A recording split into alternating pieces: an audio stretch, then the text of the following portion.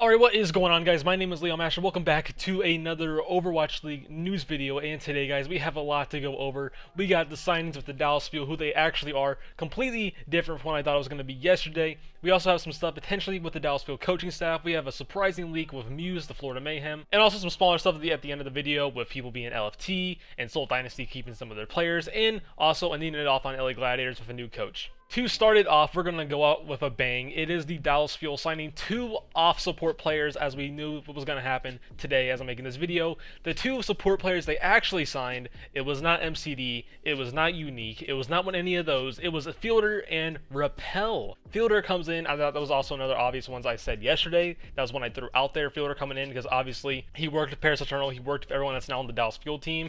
But Rapel came in out of nowhere, completely out of nowhere, but it makes sense that they signed Rapel. Obviously, Rapel was on Element Mystic and all of that with Vancouver Titans, and also now Houston Outlaws, now on the Dallas Fuel. And also, just another thing in general why they probably signed Rapel is double off support meta. We saw that a lot throughout Season 3, and Dallas Fuel had a hard time with that. Many teams actually had a hard time with that. They had to adapt to that situation with the new meta, and Dallas Fuel is now ready for that meta whenever time comes. Now, obviously, I want to say my thoughts on Fielder real quick before I go to Rapel. I think Fielder was one of the best off-sports we had in Season 3, and we all know how good he is, especially on ping. He's insane on ping and staying up really early in the morning just to play with the Paris Eternal, and he started almost every game. Actually, he started every game after Gray and Hip did their stuff. And just imagine next season when Fielder is off that ping, playing potentially in the Dallas Fuel facility and just being around his new team in person and all that, and he's going to be closer to the team that he's in with right now, and there's going to be no ping. We could potentially see Fielder be that top flex support we've always wanted to see now that he's going to be off the ping,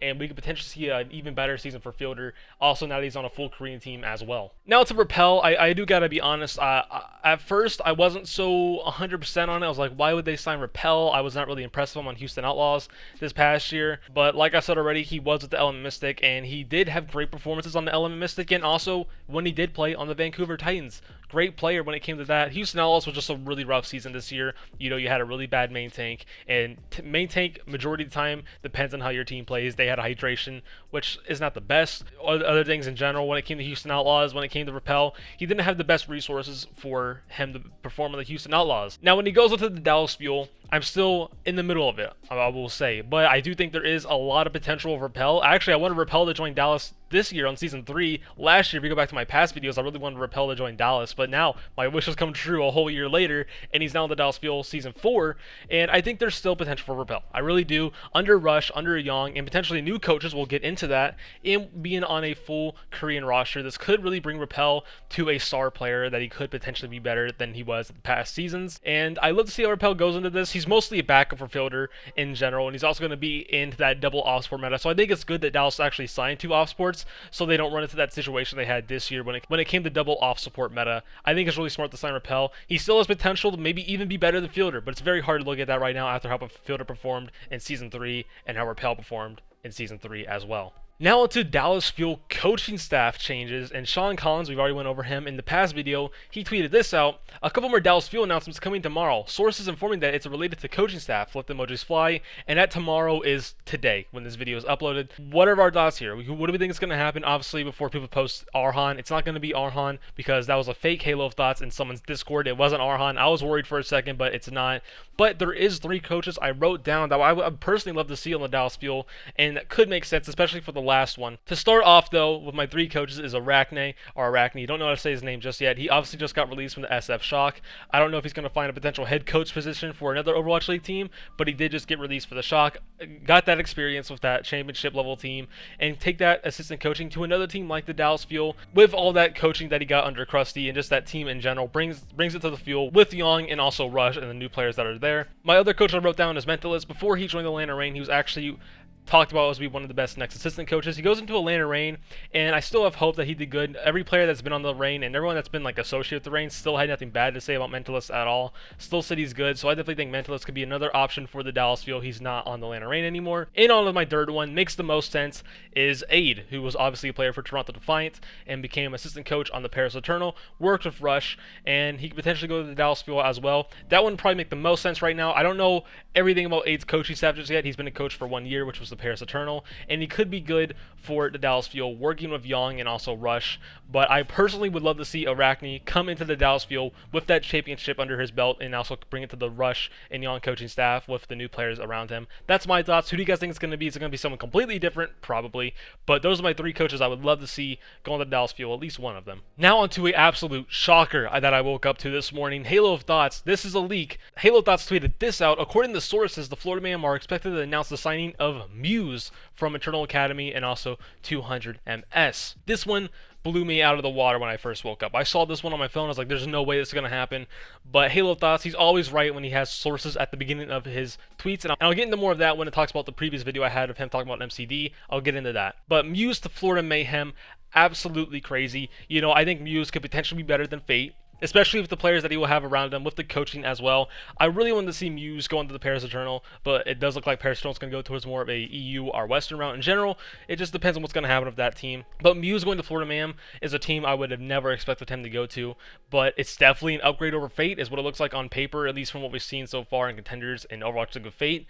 I would love to see this. It would definitely make their tank line way better, surprisingly, you know, how Fate performed this season. Muze and Gargoyle sounds like a nasty duo, and also keep in mind, Sanguinar still got signed as well, according to Halo of Thoughts. So Florida Mayhem is making actual upgrades to the team, and I love to see how Florida Mayhem actually comes through next season with even more potential signings, maybe in the DPS category, because so far they're making absolutely fantastic moves on the Florida Mayhem, all according to Halo of Thoughts. Now, when it comes to Halo of Thoughts, in my previous video, you know, when he talked about MCD, he never actually leaked that MCD was going to join the Dallas Fuel. He didn't put sources at the beginning. He just said, to my understanding, and what it could potentially be is MCD going to the Fuel. If he normally doesn't have sources at the beginning of his tweets, it's normally just him speculating in general. But let's be real, all of us thought it was going to be MCD or Unique in general joining the Dallas Fuel. Now onto some smaller stuff, but this is a big one actually. The Houston Outlaws has re-signed Danteh back to the team for the 2021 season. This one needed to happen after Danteh's literally been the best player on this team for 2 years straight now, and he's been dominating on this team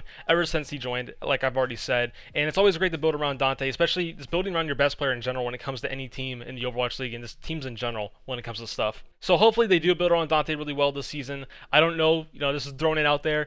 Probably not going to happen, but Moth and Super are still free agents. Nothing's been said about them just yet. I think Super and Moth would be so good for this team. And the reason I say that is because Super has worked with Danteh. Moth has worked with Danteh all in the Shock. You have Harsha, who worked on the Shock in Season 1 with Danteh, Super, and Moth. And you also have Junkmuck, who has worked with all 3 of these players as well. I would just love to see Super and Moth come to this team, building a whole new team around Danteh. I would personally love to see it, and hopefully they keep Meko as well. That would just be a nasty team sounding on paper already, but who knows how they're going to build this season. Who knows if Shock's going to re-sign Super, and same thing goes with Moth as well. We just need to see how the season goes out for the Houston Outlaws. A lot of teams are looking like they're upgrading their rosters this year, and it looks like the level of the league's getting really strong this next year. Now to this next thing. Seoul Dynasty has just re-signed Creative, Fitz, and Marvel. Great re-signs. Creative absolutely blew us away this year when he played on Seoul Dynasty. Very underrated, I feel like, still. He could potentially be even better than he was last season. Fitz also was insanely good this season. He was really supported well to show how good his hit scan play was. And Marvel, he had moments on off tank this year. His Sigma's good, but everything else not so good. Hopefully he kind of stays at the main tank and they sign more off tanks. Hopefully they actually sign to you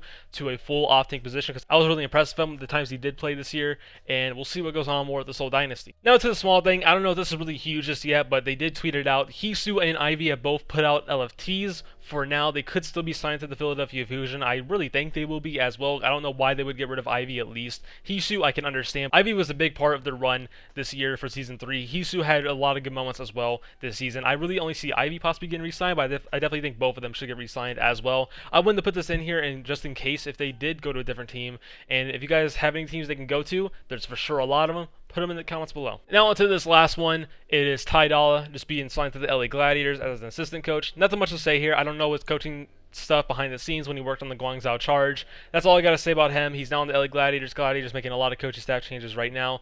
And that's all I got to say about Ty Dolla. Anyways, guys, that is it for all the news I have for you guys today. We had a lot of surprising stuff with the Dallas Fuel and also Florida Mayhem, potentially signing Muze as well. What's your guys' thoughts on Rapel joining the Dallas Fuel and Fielder as well? And what's your guys' potential thoughts on Muze joining the Florida Mayhem? What is your guys' thoughts on him going to the Florida Mayhem? What is it in general? Do you think he's an upgrade over Fate? Do you think he's not? What is it? Put it in the comments below. that's going to be it for the video, guys. I hope you guys enjoyed. If you guys want to stay in more tune with the Overwatch League news and Overwatch League stuff in general, don't forget to subscribe down below. Don't forget to join my Discord down below as well. And don't forget to follow my Twitter and my Twitch. And don't forget to hit that bell. And don't forget to leave a like, comment, and subscribe down below. And I'll see you guys on the next one.